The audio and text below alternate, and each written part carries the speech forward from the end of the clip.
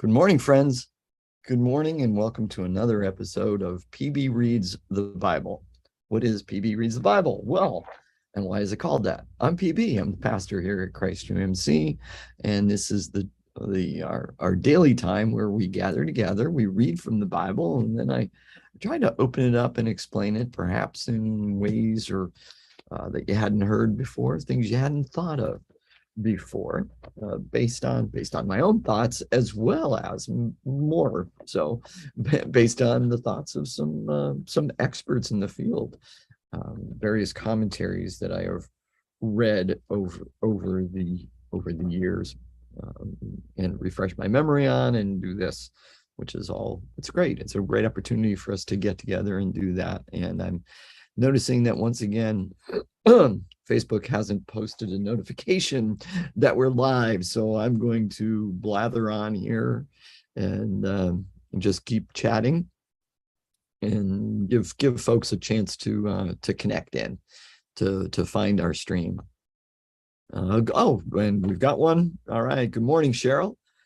Good to have you joining us this morning, being together in our small group. And again, I'm just going to give you folks a chance to connect, to log in. I know some folks can't be here live, and you join our group at other times, which is wonderful. I am continually blown away and humbled that you find it worthy of finding time to view our recordings and to engage to engage in them, and to engage the Bible in this fashion. And so glad we're able to do it as well. So whether you're joining our small group live or joining at some other time of the day, today, tomorrow, next week, go ahead and check in. Let's say good morning, say hello, say good afternoon or good evening, whatever it is. And also use the chat function, the comment section of the stream or the video, to leave comments or questions. I do go back in, so even if you're not on at the same time as me, I'll still get in there and check things out and try to answer your questions. Sometimes I don't see your posts right away. Again, Facebook is weird, because again, it's not sending out notifications. But I will go back in to see if I missed any of your comments, and especially any questions that you might have. And if you're not watching live, I do the same thing. I'll do it a couple times today, and I'll do it before the next video, before our next session as well, our next episode. Today is episode 15 on our journey through the book of 2 Samuel, or the second half of Samuel. Good morning, John and Cindy. Good to have you folks with us this morning. Cheryl, sorry, I thought I clicked like on your post, your comment. But great to have you folks joining together in this fashion. We are a small group, so we share life together. So go ahead and put in there any comments and or any joys and concerns that you have, things that we want to keep each other surrounded in prayer about. I have an update on Steve McKelvey, or McKelvey. I'm not sure how you pronounce his name. I think it's McKelvey, who we had been in prayer for over on Sunday. Of course, on Sunday, we prayed for Steve and said that he was in a coma. Yesterday, he came out of the coma. Yeah. He does have a trach. So he's still got a row to hoe. I hope I'm saying that right. But he's still got a road to travel. Let's put it that way. But that there are. Those are signs of blessings and healing have taken place. So we rejoice with Steve and his family over that. But if you've got other joys or concerns, things you want to mention, and the rest of us will keep you surrounded in prayer over any and all of them. That is for sure. That was last half of chapter 16. Yes, Cheryl. Our episode numbers and chapter numbers don't always match up. And since we've read 2 chapters one day and a chapter and a half a different time, where our episode number is lower than our chapter number. So this is episode 15, but we will be looking at chapter 16 and 17, second half of 16 and all of 17. Yes, but it is episode 15. Just numbering the episodes regardless of how much we get through. Sometimes we get through a half a chapter, sometimes we get through a chapter, sometimes we get through 2 chapters. Yesterday we did a chapter and a half. And today we're planning on doing the same thing, a chapter and a half, getting through 16 and 17. And stopping just before up. I won't even tell you what's stopping before. But by the end of chapter 17, you'll know what's coming up next, or you'll have a really good idea of what's going to be happening in chapter 18, which we will get to tomorrow. In fact, tomorrow it might be, I didn't look, but it might be, we might do more than a chapter tomorrow. We'll see. But today is a chapter and a half for sure. Yeah, and you're welcome, Cheryl. Yes. So, our episode numbers and chapter numbers can get confusing. No worries on that. No worries at all. Right. Well, I gave some folks an opportunity to connect in, and others may still join us. And like I said, I know a lot of folks can't join us live. They have to watch the recording at other times. And since Facebook's didn't send out a notification, some folks might have gotten messed up by that. Sorry, but unfortunately, there's nothing I can do. All right. So let's jump in, shall we? Oh, good morning, Marcia. Good morning, Marcia. Glad to have you joining us this morning as well. Awesome. All right. So we're going to jump in here. 2 Samuel, we're going to be picking up chapter 16 at verse 15. So David has fled Jerusalem, taken a substantial number of people with him. Mostly, it would seem, his longest serving military personnel, the mercenaries, many of them from other places.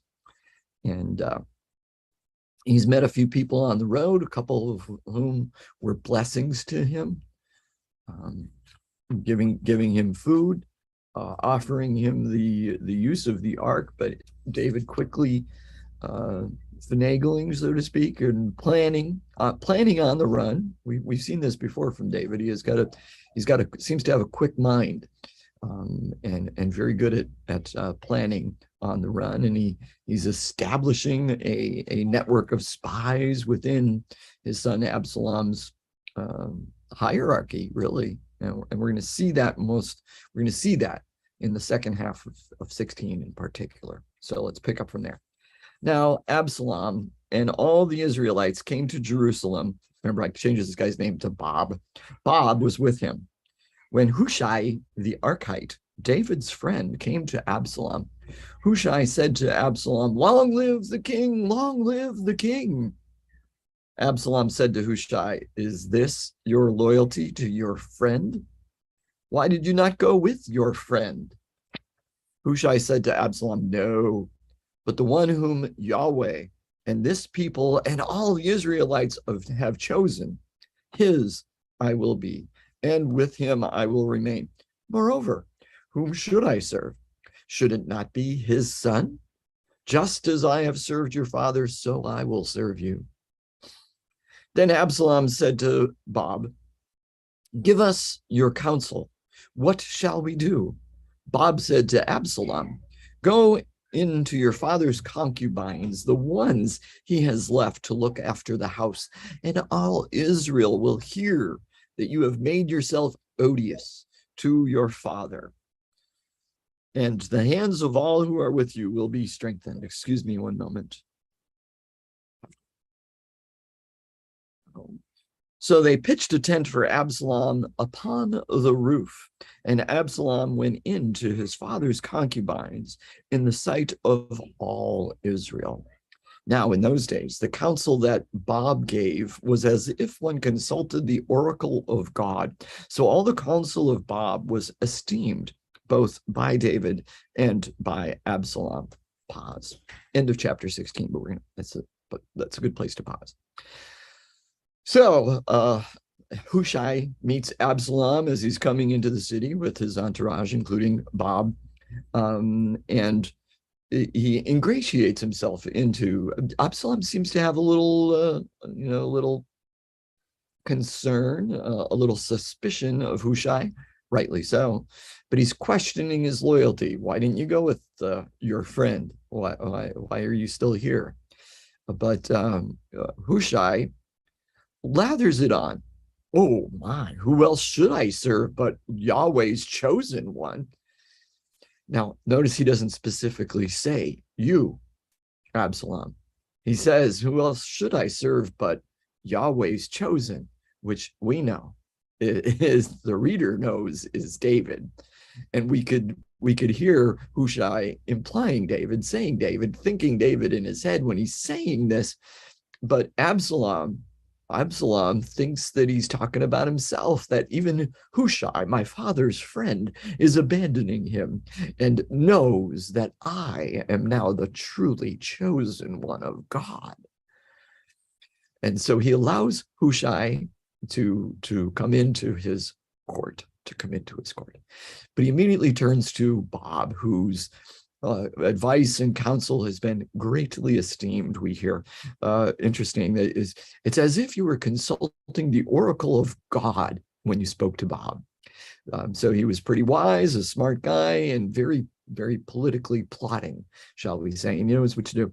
His first advice to Absalom is to have sex with your father's concubines, the ones that he left behind. We remember when David fled, he left 10 of his concubines behind to take care of the house.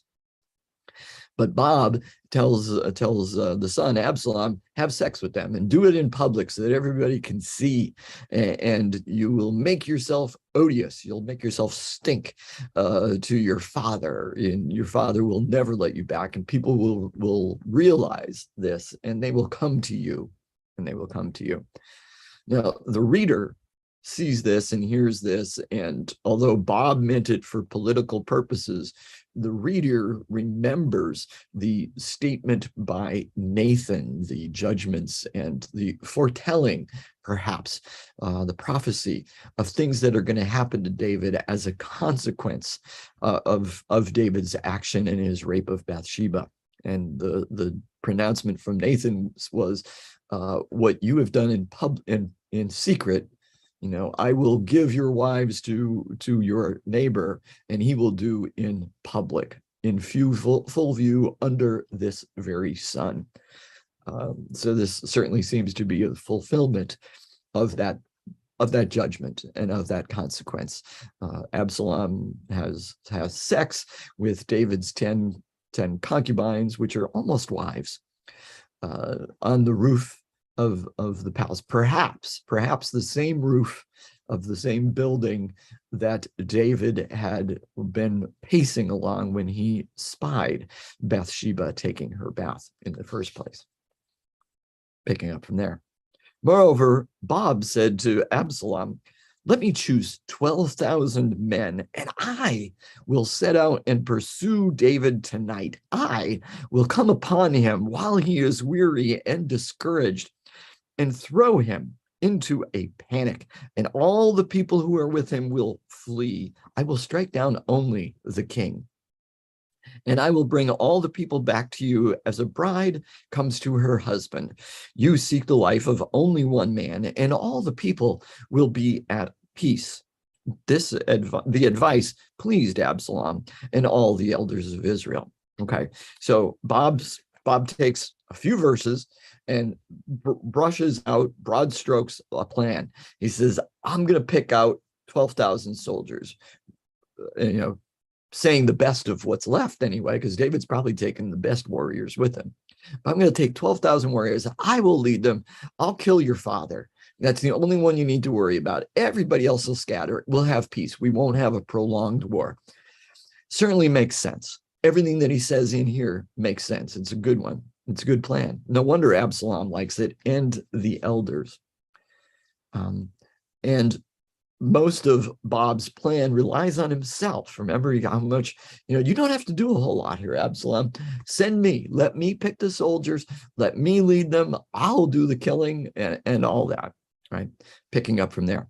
Then Absalom said, call Hushai the Archite also, and let us hear too what he has to say. When Hushai came to Absalom, Absalom said to him, this is what Bob has said. Shall we do as he advises? If not, you tell us. Then Hushai said to Absalom, this time the counsel that Bob has given is not good.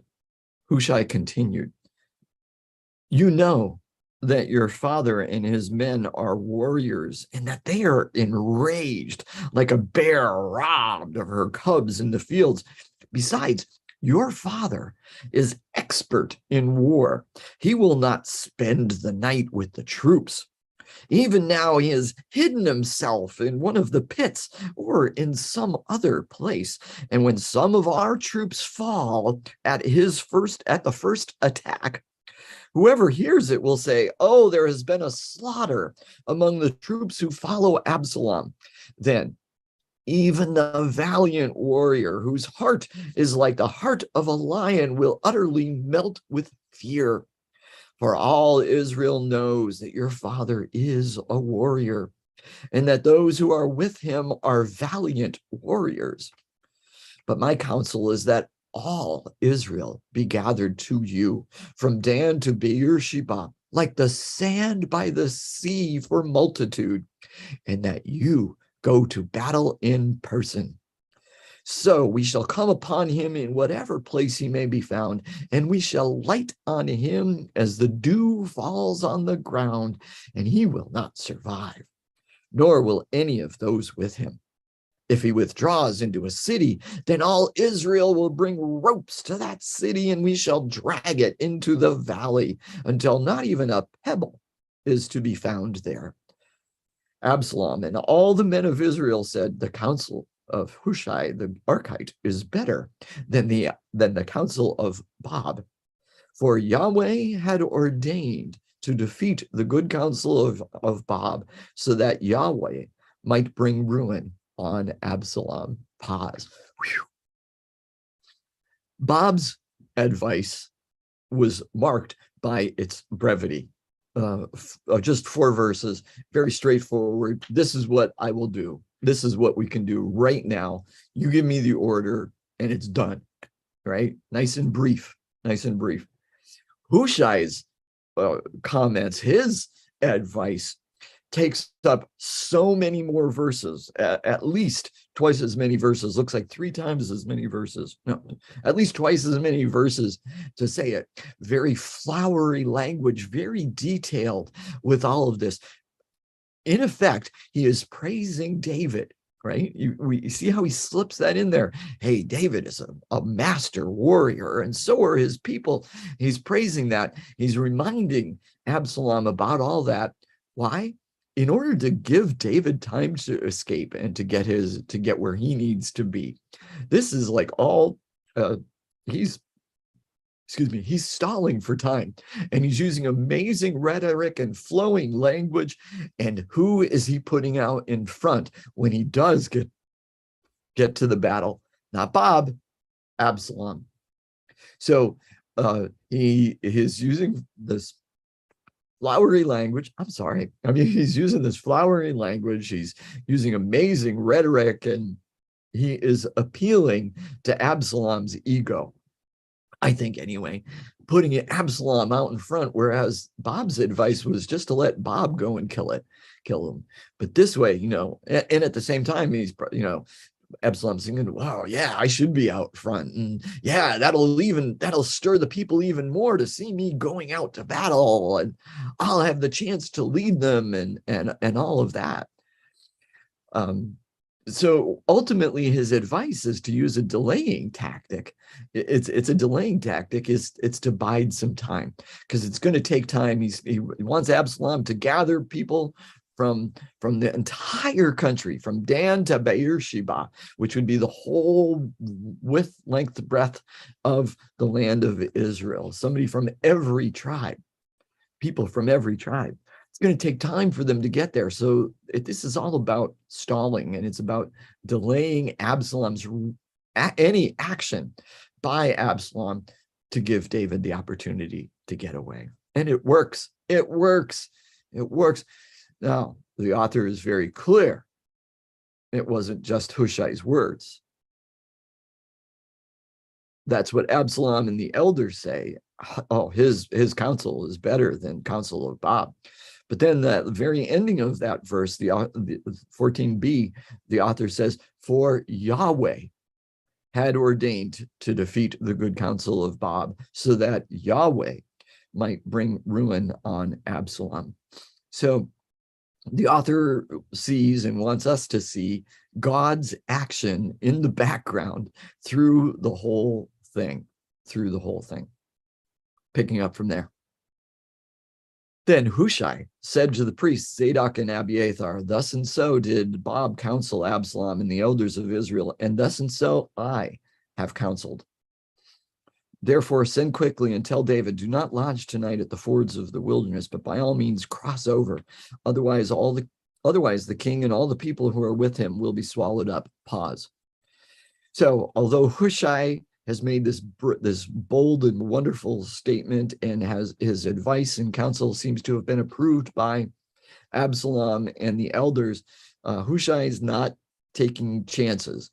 He gets the word to David as quickly as possible. You need to move out now, just in case they change their minds and go with Bob's advice, or in case Bob tries to go off on his own with the gathered troops, because this is what he wanted to do. So you need to get out of there. And, even if they do take my advice, you need to move so that you have time to prepare and can pick your own land, your own place. Continue. Jonathan and Ahimaaz were waiting at En-Rogel.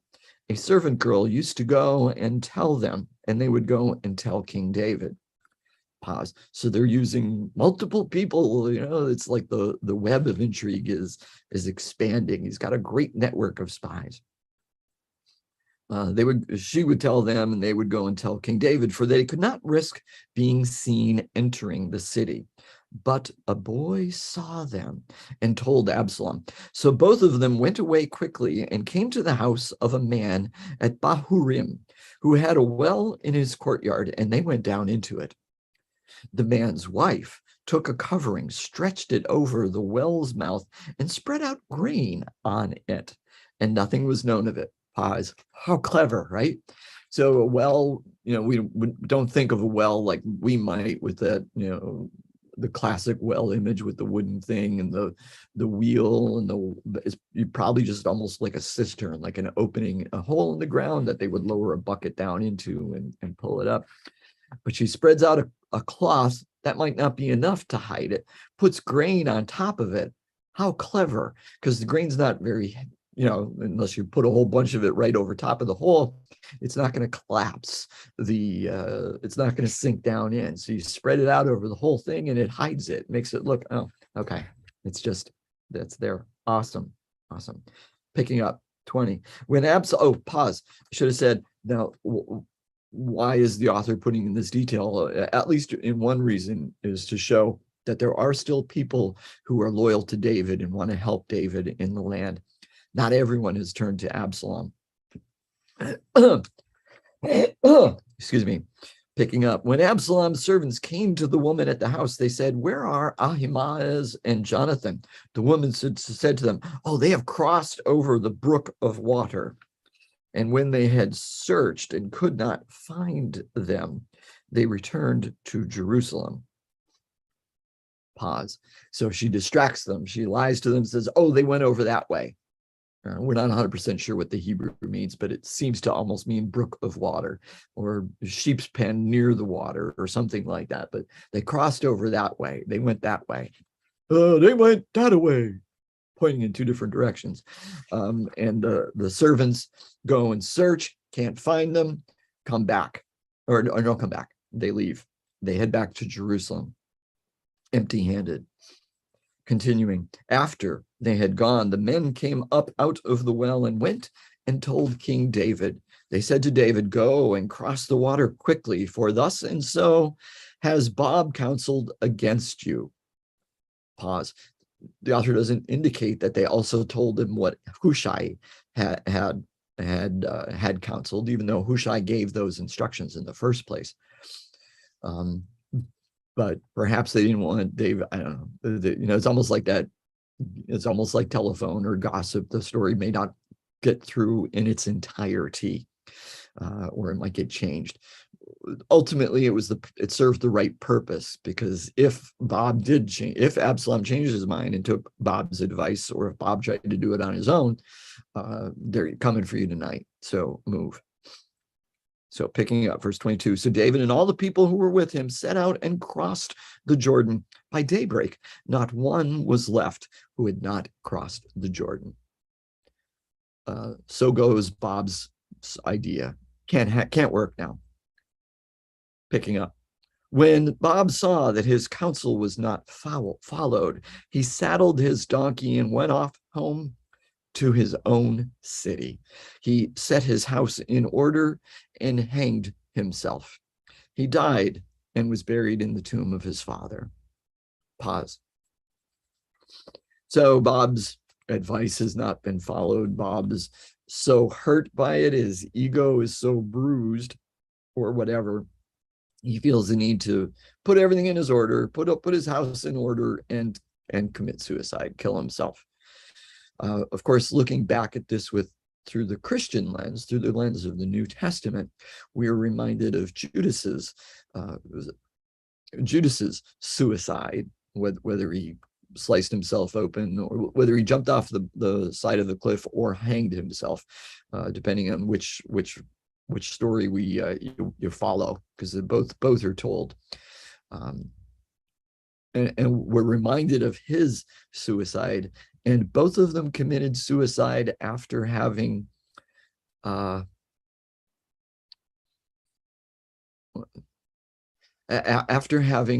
gone against the Lord's anointed, after having tried to harm the Lord's anointed.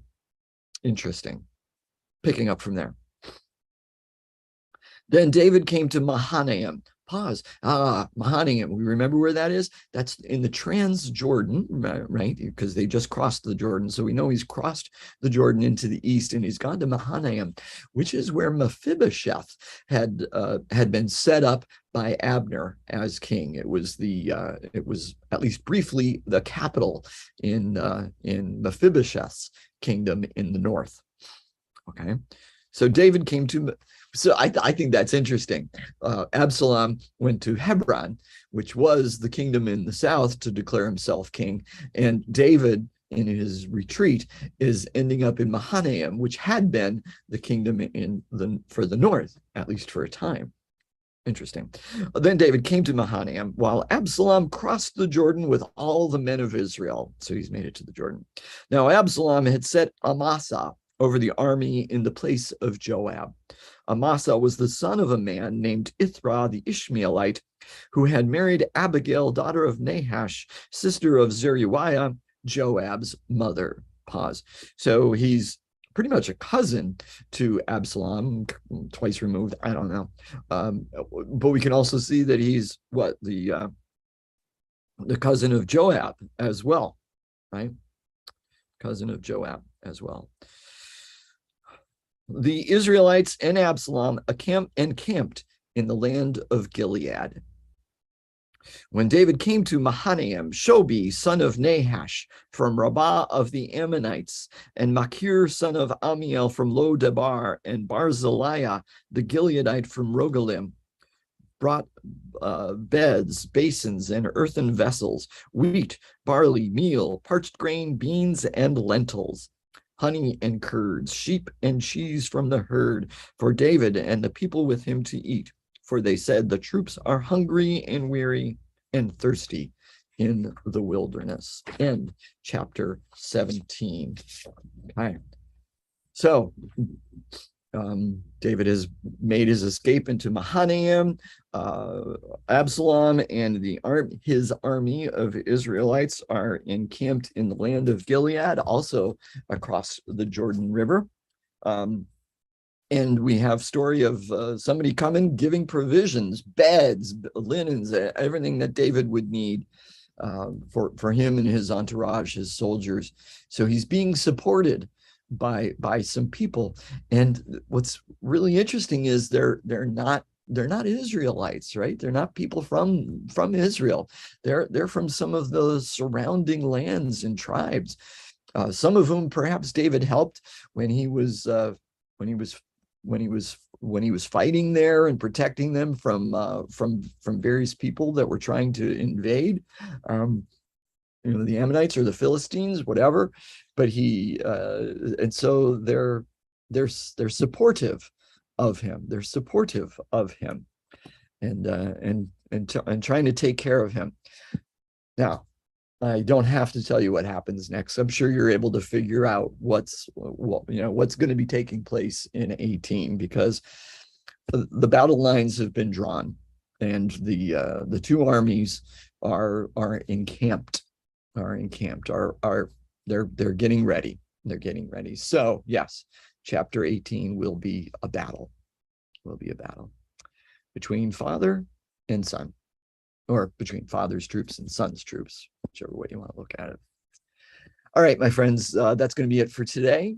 Thank you for joining me. I do pray that this has been beneficial, that you have learned something or relearned something through what we've said and read, that God has spoken to you in some way. As you go about your days, not just today, but every day, keep those eyes and ears, both physical and spiritual, open to everything that our living, loving, active God is doing in your life and in the lives of those around you. When you see it, when you hear it, say, "Thank you, Papa," and then tell somebody about it. Until we meet again, my friends, be blessed. Be blessed. Bye.